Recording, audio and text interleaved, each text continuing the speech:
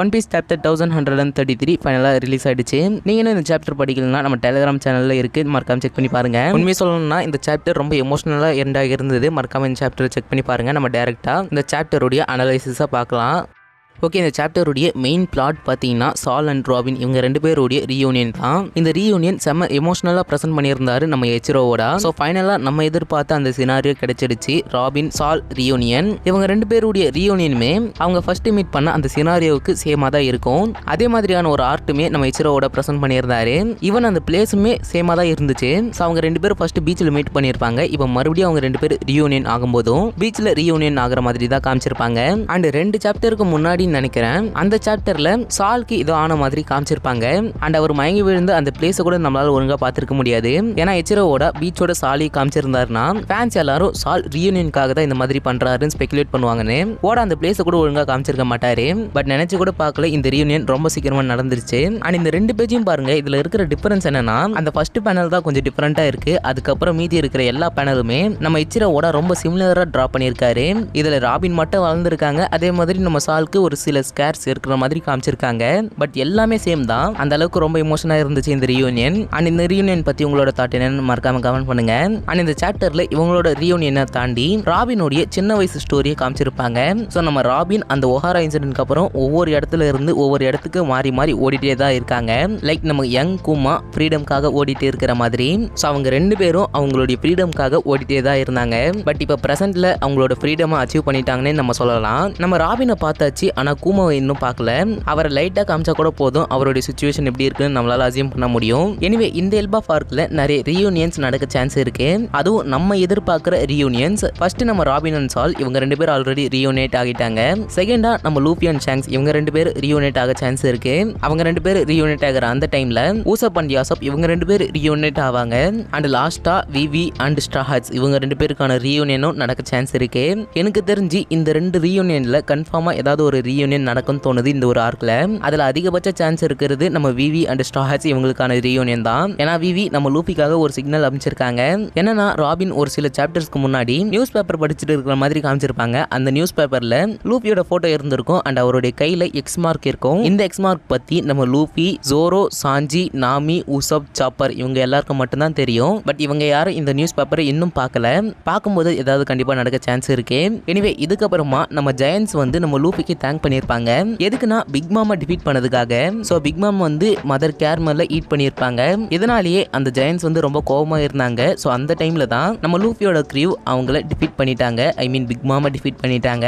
அதனால தான் இங்க ஜெயன்ஸ் வந்து நம்ம லூஃபிக்கு தேங்க் பண்ணாங்க. அண்ட் இந்த சாப்டர்ல ஒரு பெரிய ரிவீல் சைலண்டா பண்ணியிருந்தாங்க. என்னன்னா லாஸ்ட் சாப்டர்ல நம்ம கெர்டு லூஃபி ஃப்ரெண்டாக இருப்பாங்க. அந்த கெர்டு வந்து பிக் மாமுடைய சின்ன வயசு ஃப்ரெண்டு அப்படின்னு சொல்லியிருப்பாங்க. கேட்கும் போதே கொஞ்சம் ஷாக்கிங்கா இருந்தது. தென் இதுக்கடுத்து இந்த சாப்டர்ல நம்ம சால் வந்து ஒரு ஹிஸ்டரி டீச்சர் அப்படின்னு சொல்லியிருப்பாங்க. அண்ட் அவர் நிறைய புக்ஸ் பத்தி எக்ஸ்பிளைன் பண்ணுவாராம். புக்குன்னு உடனே தான் ஞாபகம் வருது, லாஸ்ட் சாப்டர்ல லூயிஸ் ஆர்னாட் அப்படின்ற ஒரு எக்ஸ்ப்ளோரருடைய கோட் வந்து அந்த சாப்டர்ல அப்பியர் ஆகியிருந்தது.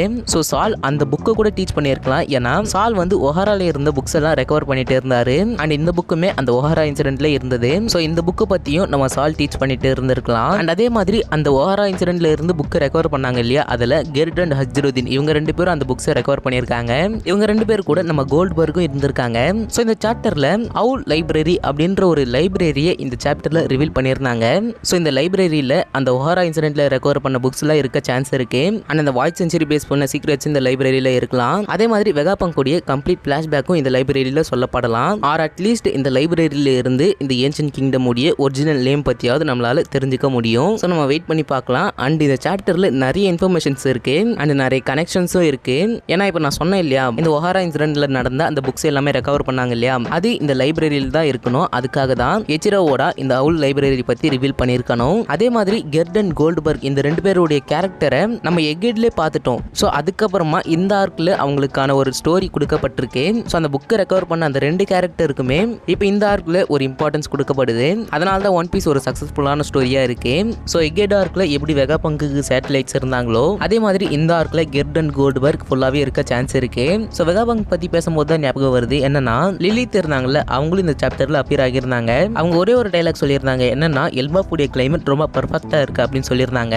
அண்ட் இந்த ஐலாண்ட்ல sea cloud, soap bubbles and rainbows, ஹாவர்ஸ் இது எல்லாமே இருக்கிறதா மென்ஷன் பண்ணியிருப்பாங்க நம்ம லிலித். இந்த மாதிரி எல்லா டெக்னாலஜி இந்த ஐலாண்ட்ல இருந்தா கண்டிப்பா ஸ்கை ஐலாண்டும் இருக்க சான்ஸ் இருக்கு. அது ஒரு ஸ்பெகுலேஷன்ல தான் நான் சொல்றேன். வெயிட் பண்ணி பார்க்கலாம். இந்த ஹெவன் வேர்ல்டு பத்தி நம்ம பார்க்கும்போது தான் இதை பத்தி ரிவீல் ஆகும். ஆர் அந்த ஹெவன் வேர்ல்டே ஸ்கை ஐலாண்டா இருக்க சான்ஸ் இருக்கு.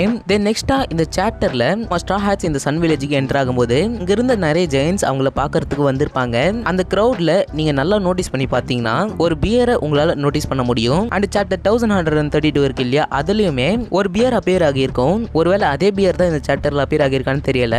அண்ட் ரீசெண்டா கூட நம்ம லோக்கியை ரிவீல் பண்ணியிருப்பாங்க இல்லையா, அந்த டைம்ல நம்ம லூஃபி அட்டாக் பண்றதுக்காக ஒரு சில அனிமல்ஸ் வந்திருக்கும். அந்த இடத்துல கூட நம்மளால ஒரு போலர் பியரை பார்க்க முடியும். இதுக்கு முன்னாடி பிக் மாம் உடைய பேக் ஸ்டோரியில கூட பிக் மாம் ஒரு பியரை டிஃபீட் பண்ற மாதிரி காமிச்சிருப்பாங்க. இதுக்கு ஒரு தியரி இருக்கு, அதை இப்ப பார்க்கலாம். இந்த எல்பா பார்க் நார்ஸ் மித்தாலஜி பேஸ் பண்ணி தான் இருக்க போதுன்னு நிறைய தியரி நீங்க பார்த்திருக்க சான்ஸ் இருக்கு. அப்படியே அந்த நார்ஸ் மித்தாலஜில நார்ஸ் காடான ஓடின் அவரு இந்த பியர்ஸ் கூட நிறைய அசோசியேட் ஆகி இருக்கிறதா சொல்றாங்க. அண்ட் அவங்களுடைய ஸ்பிரிச்சுவல் அனிமலே பியர் தான் அப்படின்னு சொல்றாங்க. ஸோ அவங்களுக்கு பியரா மாறுற பவர் இருக்குமா? ஸோ இந்த ஒரு பியர் அனிமலுக்கு இந்த ஒரு ஆர்க்ல இம்பார்ட்டன்ஸ் கொடுக்கப்படலாம். ஸோ இதுக்கடுத்து இந்த அவுல் லைப்ரரி அதை பத்தி இந்த சாப்டர்ல சொல்லியிருந்தாங்களே, அதை பத்தி ஒரு இன்ஃபர்மேஷன் நான் சொல்ல மறந்துட்டேன்னு இல்லை, அதை பத்தின இன்ஃபர்மேஷன் இப்பதான் கிடைச்சது. ஒரு கிரீக் காடஸ் இருந்திருக்காங்க. அவங்களுடைய நேம் பாத்தீங்கன்னா அத்தேனா. அவங்கள விஸ்டம் அண்ட் நாலேஜ் உடைய காடஸ் அப்படின்னு சொல்றாங்க.